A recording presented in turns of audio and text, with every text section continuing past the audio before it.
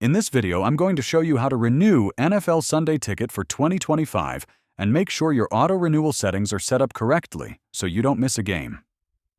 First, NFL Sunday Ticket is typically offered through YouTube TV or directly via providers like DirecTV. If you already have a subscription, your account may be set to auto-renew, but it's a good idea to double-check. To check your settings, go to tv.youtube.com and sign in with the Google account linked to your subscription. Click your profile icon, then go to Settings Memberships. Find NFL Sunday Ticket in the list of memberships. Here, you'll see if auto-renewal is turned on.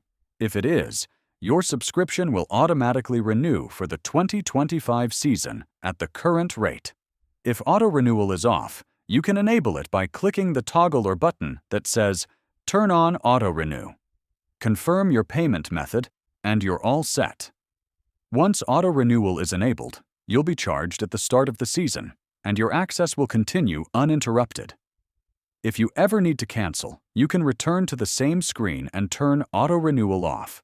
So, to sum it up, sign in, go to Memberships, check NFL Sunday Ticket, and toggle auto-renewal on or off depending on your preference.